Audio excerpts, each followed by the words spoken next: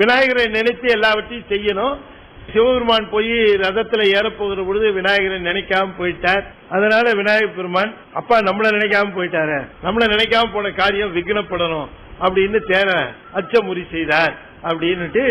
அப்படி இல்ல, என்ன அடிப்படைங்கிறது சொல்லிடுறேன். அதாவது 3 புறங்களையும் தங்கக்கோட்டை, வெள்ளிக்கோட்டை, இரும்பு கோட்டை என்று சொல்லக்கூடிய 3 கோட்டைகளும் அது முப்புறமாவது மும்மல காரியம் என்று சொல்லக்கூடிய ஆணவம் கண்மம் மாயை இதனுடைய குறியீடுகள் தான். மூவரும் ரொம்ப தொந்தரவு செய்து கொண்டிருந்தார்கள். கோட்டைகளை எடுத்துக்கொண்டு அவர்கள் சுற்றி எல்லோருக்கும் துன்பத்தை தந்தார்கள். தேவர்கள் எல்லோரும் சேர்ந்து சிவபெருமானிடம் சென்று அவர்கள் விண்ணப்பம் செய்கிறார்கள். இந்த மாதிரி எல்லாருக்கும் தொந்தரவு பண்றாங்களே, அவர்களை நீங்கள் போரிட்டு வெல்ல வேண்டும், அவருடைய ஆணவத்தை அடக்க வேண்டும் என்று சொன்ன உடனேயே சரி போலாம் அப்படிங்கிறார். சுவாமி நீங்க ஒண்ணு செய்வேனா, நாங்க போருக்கு வேண்டிய ஏற்பாடுகள் எல்லாம் செய்துட்டு உங்கள்கிட்ட நாங்க விஷயம் சொல்றோம், நீங்க போருக்கு கிளம்பினா போதும். அதே போலவே தேவர்கள் எல்லோரும் சேர்ந்து போருக்கு ஆயத்தங்களை செய்கிறார்கள். தேர் தயார் பண்ணுகிறார்கள். பூமியை தட்டாக வைத்து சூரிய சந்திரனை சக்கரங்களாக செய்து அதுக்கு 4 வேதங்களையும் குதிரைகளாக பூட்டி சிவபெருமானுக்குன்னு இருக்கக்கூடிய ஒரு பெரிய வில்லு, அதனால மேருமலை வில்ல வளைச்சு அதுக்கு நான் வேணுமல்ல வாசுகி, அம்பு செய்யறதுக்கு ஒரு திருமாலையும் அக்னியையும் வாயு பகவான் மூவரையும் அப்படி ஒரு அம்பு தயார் பண்ணாங்க.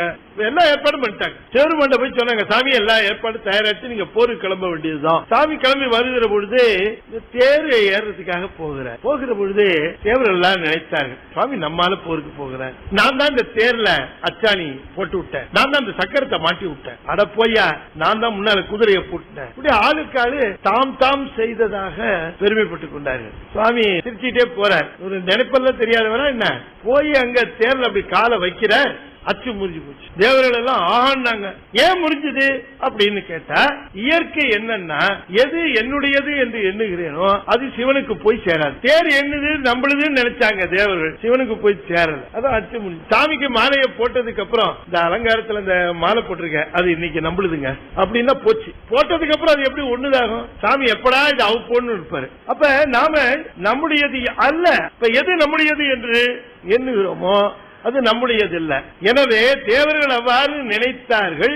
நினைத்த உடனேயே அவ்வாறு விக்னப்பட வைத்தது விக்னேஸ்வரன். விக்னேஸ்வரன் என்பது சிவபெருமானுடைய சக்தி தான். முருகன், விநாயகர் இதெல்லாம் சிவனுடைய ஆற்றல்கள் தான். எல்லாவற்றிற்கும் முதல் சிவம்தான் என்று யார் நினைக்காமல் இருக்கிறார்களோ அவர்களுடைய செயல்களை விநாயகர் பெருமான் விக்னப்படுத்துவான் என்கிற அந்த விக்னப்படுத்துகிற செய்தியைத்தான் விநாயகர் அப்படி முறித்தார் என்பதை தவிர விநாயகர் வேறு சிவன் வேறு நினைச்சு அப்பாவுக்கும் பிள்ளைக்கும் சண்டை முட்டி விடக்கூடாது.